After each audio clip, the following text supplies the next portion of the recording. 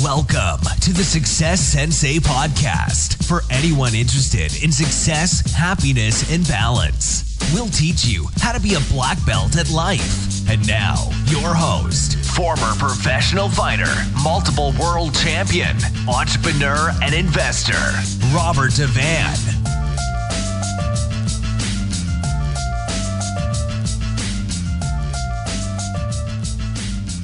Bowing in. This is Roundhouse Rob, the Success Sensei, helping you to improve your life one kick and punch at a time. And today I'm talking about visualize your way to success. How to visualize your way to success. What is visualization?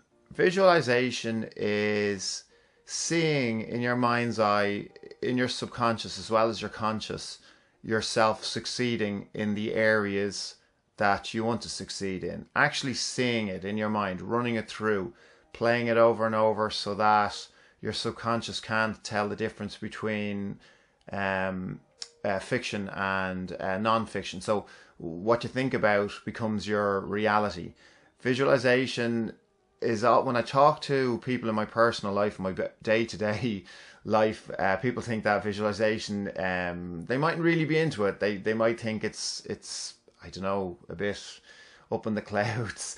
They think they might have a lot of negative connotations towards it. They think it might be religious, or they think it might be connected to some kind of spirituality that they have a negative connection with, that they don't believe in.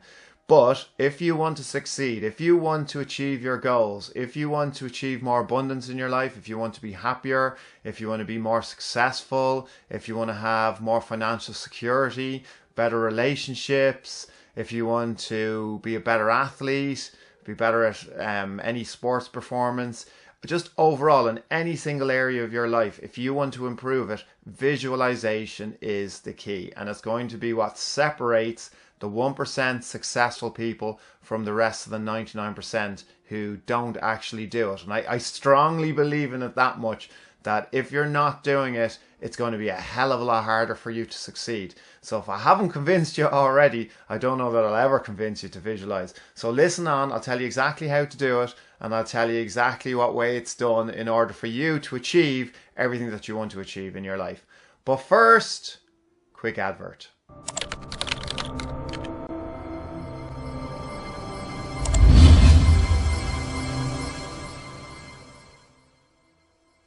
Okay then, so you want to achieve things in your life. Well, hopefully you do, because if you don't, you're listening to the wrong podcast. The Success Sensei is all about us trying to increase our lives in every area. I mean, whatever success means to you. I mean, I know success means a lot of different things to a lot of different people. So whatever success means to you, it's not necessarily monetary wealth. It's having an abundance of time, having an abundance of happiness. It may be having an abundance of material possessions. It may be having an abundance of finance. You're having opportunities could be something that makes you something that you consider to be very, very successful. So having abundance, or having the choice of having an abundance and not choosing the abundance, that's success as well. There's so many different definitions of success, but it all boils down to your mind. And unfortunately for all of us, our minds are our weak point. That's probably what lets us down. And if we're being honest, when we're actually have time alone, or time with our own thoughts, we can get very negative. We can start running ourselves down. People say that, you're your own worst enemy. And that's very, very true. Personally, when anytime, I mean, I know it's no secret now that my background at this stage, I come from many years in martial arts and martial arts competitions in karate, kickboxing and MMA. But basically every time I stood on the mat or in the cage or in the fighting area, 100% you were going to say to yourself, I didn't train enough. My opponent looks meaner than me. They look stronger than me. They look better than me. They look less anxious than I am. I'm just little old me. How am I going to do it? How am I going to overcome these obstacles? What if I look stupid? What if I get hurt? What if I'm not really what I say I am? Or, this imposter syndrome.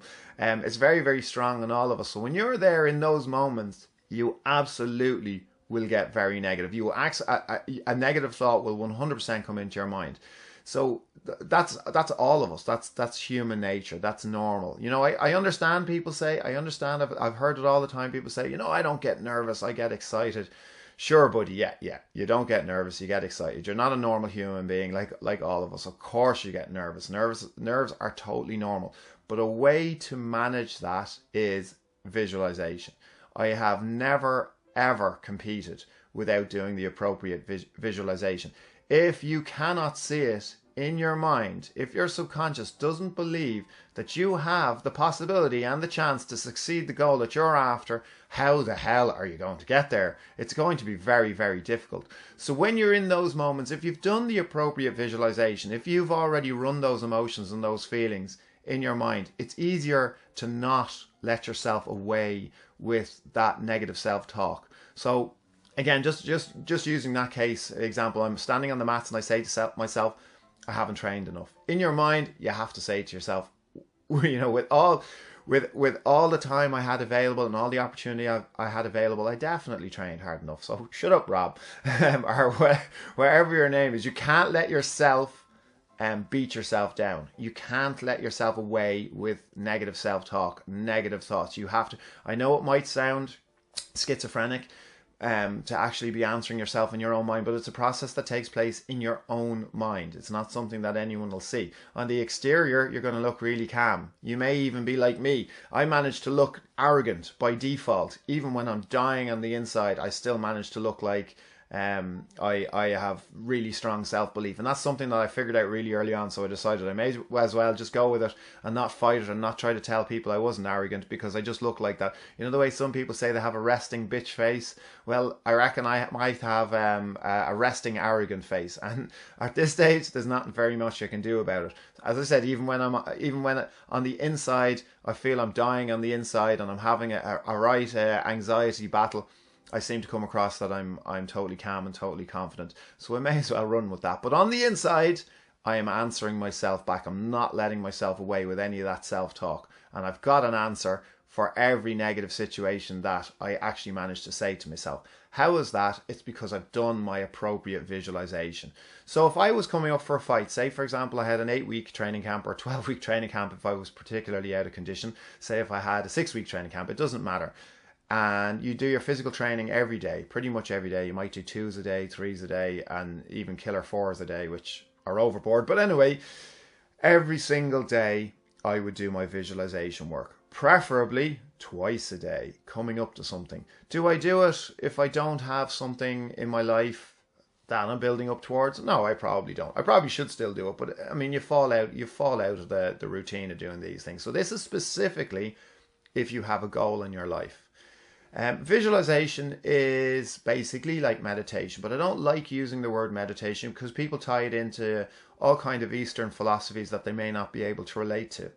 As I said, meditation and specifically visualization, which is different. There's so many different forms of meditation. There's so many different forms of visualization as well. But the whole purpose of it is not to connect to a higher spirit. If you want to do that, that's totally up to you.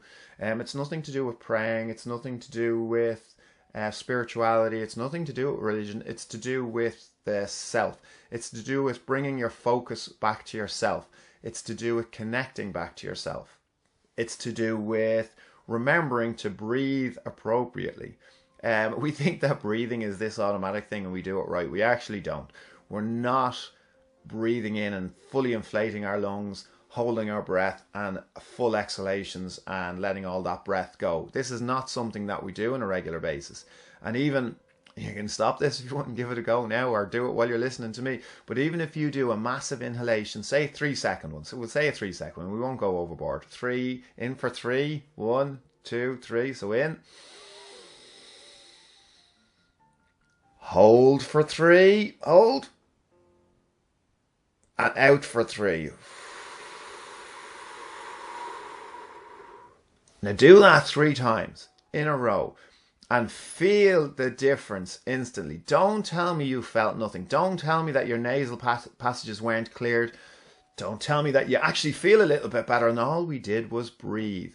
So that's very much a part of the process before you start your visualization. It is easier to do it with your eyes closed.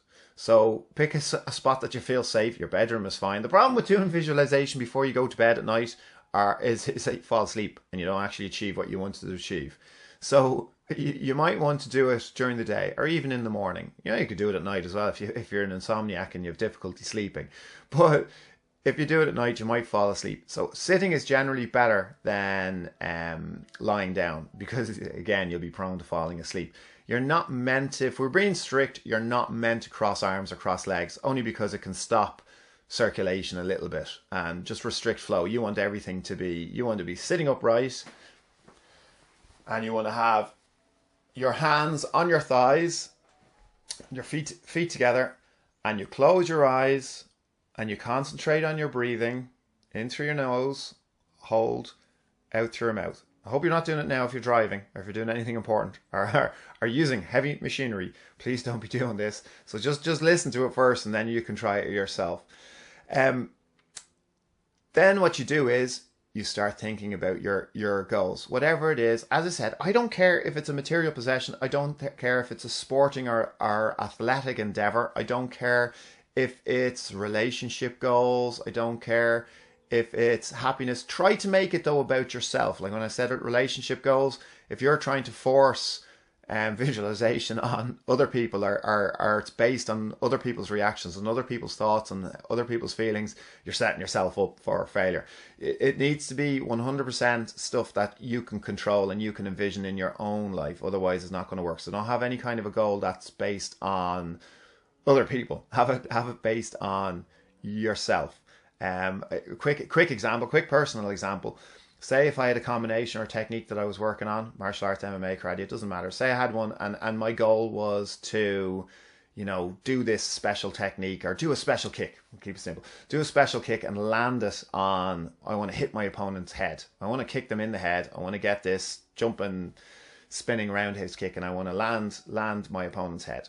Now the problem with that goal is, if my opponent has different ideas, so this is in training now we're talking about. So my opponent has different ideas. They will probably not want me to land it on their head. So they will move, they will get out of the way, they will try to evade. So I can run with that goal, but I do set myself up for failure based on my opponent's reactions, my opponent's feelings, my opponent's thoughts. Or I can reframe my goal and simply remember to try to do it and attempt to do it. So my goal is not based on the outcome of it landing on my opponent's head, which is to do with my opponent. It's actually based on me remembering to do it within the moment and actually doing it or attempting to do it. So if it lands, that's super. But if it doesn't, I've still achieved my objective. And it's a healthier way of framing your goals. So you're here, you're now sitting down, hands on your thighs, feet are together. You've done your breathing in through your nose, out through your mouth, and you're now seeing yourself perform, or you're seeing yourself having, or you're seeing yourself being exactly how you wish it to be for yourself, or how it to work out, or how you wish something to play. Now, this should be a very positive exercise. This should be very different from all the negative self-doubt and all the negative internal self-talk. This should be a very, very different process. You should be enjoying this. This should be seeing yourself achieving your goal. Seeing yourself and be in the moment. See what you're wearing. Smell the smells if you can get that far. Think the thoughts that you're going to think. If you think any negative self-thoughts, make sure you combat those. Don't let yourself away with it. Don't let yourself away with tearing yourself down. You wouldn't take it from other people, so you can't let yourself do it. See yourself run it through over and over again, whether it's achieving something, being something, having something. Now keep in mind with this process, there's many times I've done this process and I've actually realized that the goal I thought I wanted, I actually didn't really want. In my heart, in my soul, in my mind, in my being, I actually realized I didn't really, or it might have been an ego-driven goal that I just couldn't justify, that it turned out I actually didn't really want anyway. I was trying to impress somebody else, or I was trying to connect it with other things that actually really deep down wasn't that important to me. So if that happens to you, well, that's great, because you just saved yourself a lot of hassle, a lot of energy, a lot of time, a lot of money trying to do something or have something that you actually didn't really want in the first place. So if that happens, that's super. If it's a genuine goal, if it's a genuine thing that you want, you'll associate all of the positive feelings. You'll see yourself. You have to be able to see yourself achieving this. Now run this drill as often as you can within that moment. I mean, a visualization exercise shouldn't be so long that you're dreading it. You can do it in 5 minutes. You can do it in 10 minutes. It should be a regular thing. Make sure you completely relax your body. Make sure that if your mind strays off to other subjects, you just refocus back to your specific objective at hand. And that is that this exercise. I mean, letting your mind roam free, that's completely different drill. That's a little bit more, that's more visualization or meditation for somebody who finds that their mind is too cluttered with information. So this right now, focus, visualize on exactly what you want to achieve. You can throw in affirmations. I'm not a huge believer in affirmations because even when I'm by myself, if I'm saying things out loud, I feel stupid. But that's just me. Affirmations are really, really good. I'd say them in my mind, certainly. But as I said, even if I'm by myself in a room, I might feel slightly stupid. But that's totally down to you. That's totally down to you. It might be silly of me, but that's just, I know it works for me and I know it doesn't work for me. But affirmations in my mind are certainly very, very powerful. So if you can add certain statements and certain phrases and step out of yourself emotionally, that's what this exercise is for. You know, when someone comes to you with a problem and you're able to give them really good advice, but when you have the same problem or similar problem, it's very, very hard to detach yourself and to actually give yourself the advice that you need, because generally we all have the answers within ourselves already. It's just being able to emotionally detach and access those correct, be able to be our own senseis and be able to be our own gurus. You know, you don't need a guru or a class or a group to be able to practice your own visualization. It's your mind. It's already in you already. It's a fascinating computer. You don't need an instruction manual. You can figure it out as you go along. Sure, you can sign up. You can throw money at classes and gurus and to figure out how to do all this kind of stuff. But it's in you already. Practice it yourself first.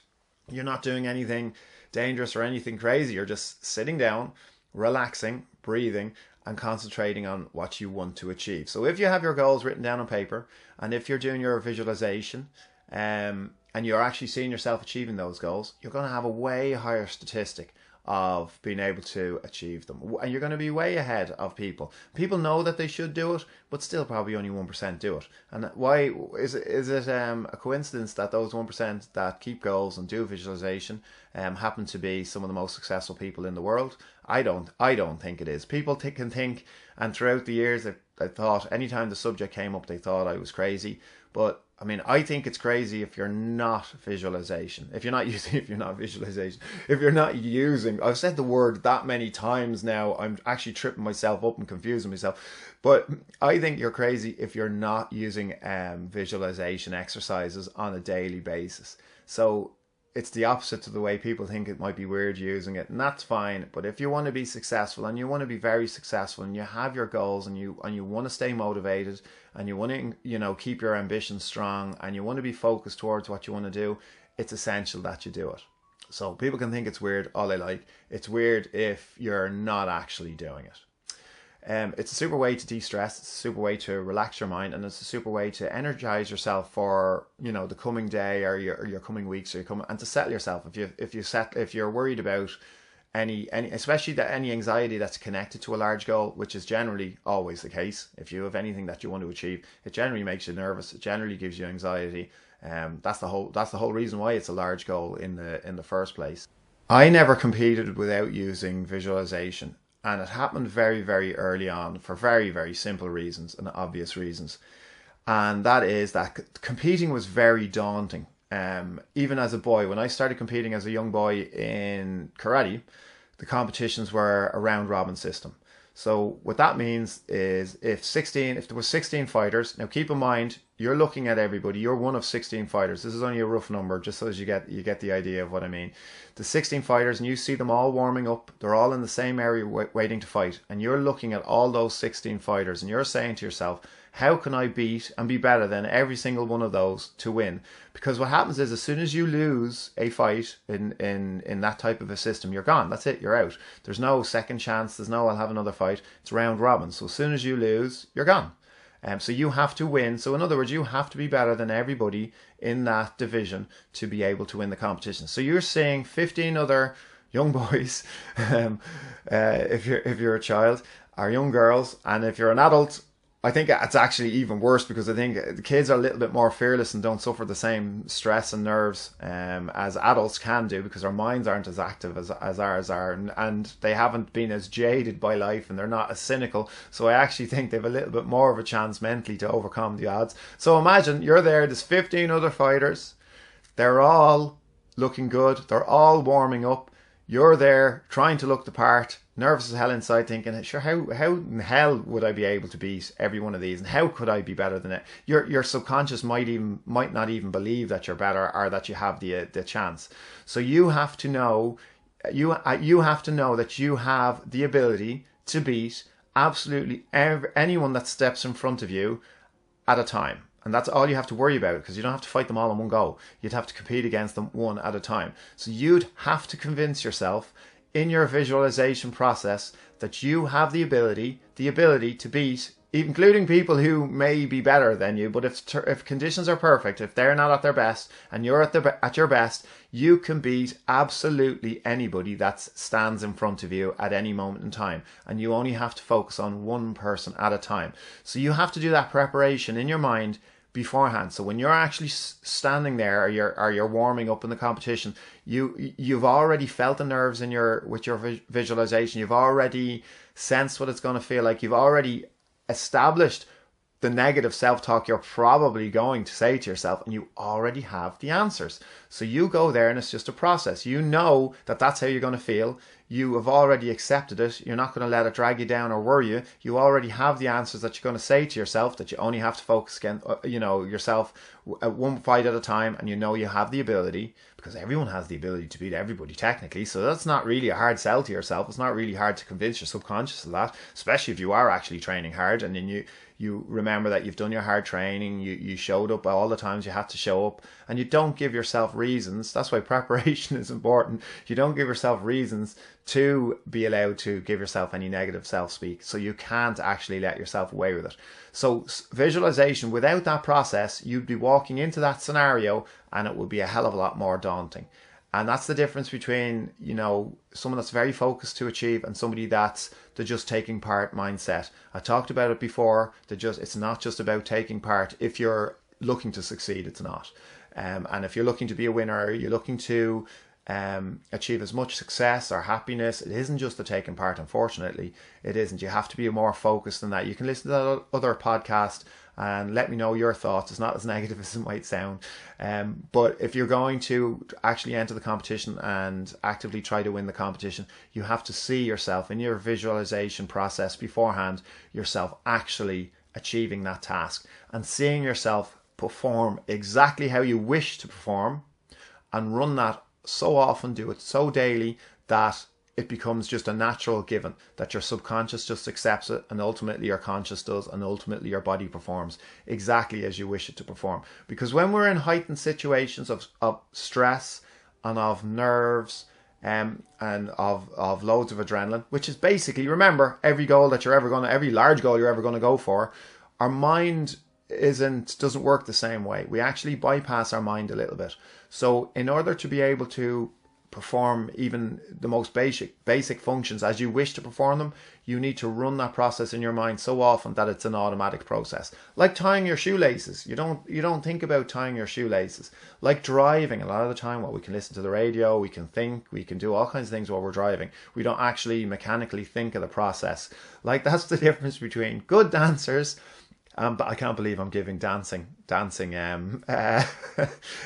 instruction, because I'm not a dancer, although I did a bit of break dancing back in my time. But anyway, to be a good dancer, if you're watching any of these many dance shows that my wife Louise is addicted to, if you're watching any of a good dancer is somebody that makes it automatic. If it's mechanical, if you're actually thinking about the process, it doesn't work and it's not going to be right. So, dance, how did I get into dancing? Well, martial arts, I suppose there's connections, dancing, martial arts, but to achieve any goal, it has to be automatic so that you're not setting yourself up for failure, relying on your brain when your brain is going to let you down. They reckon that when you're in, again, martial arts, for example, when you're in that type of a heightened situation, you lose a lot of your finer skills. Your gross motor skills, yes, but your pinpoint finer skills go out the window with adrenaline and with nerves. And that's why because you tense up, obviously, and the adrenaline surges through your system. So you might lose your fine motor skills and you'll still have your gross motor skills. And if you've trained enough, physical training and the mental training we're talking about, it will enable you to succeed when your brain is actually technically going to let you down. So as I said before, you don't need a guru, you don't need a class. This stuff is already within you. So have a play with it. Think about what you want to do. Sit down, do your visualization, set it, and be a master of your own mind. Set it out for yourself and do it exactly what ways suit yourself. It's great for relaxation, it's great for stress, and it's great to energize. I guarantee you're going to feel better for the day. I guarantee you're going to feel more confident, which is what it's all about at the end of the day. We all have our masks on and our fronts on and pretending to be confident. And inside we're all small boys and small girls and have many bouts of underconfidence. So it's very important for true confidence, not fake and not arrogance. For true confidence, you do your visualization and you set yourself up for life and for all the goals that you want to achieve. And I wish you all the best, and I would love to hear from you. And make sure, please, we're now on iTunes, so subscribe, like, follow, Podbean. We have our YouTube podcast channel now as well, Success Sensei, and I haven't got around to the website, but I'll get there. Slowly but surely we'll get the website done shortly. Thank you very much for listening. This is Roundhouse Rob, the Success Sensei. Life is a fight you can enjoy and win. Bowing out. This has been the Success Sensei, fighting the winning fight. So add us, subscribe, like, and comment. Keep those hands up and keep moving forward.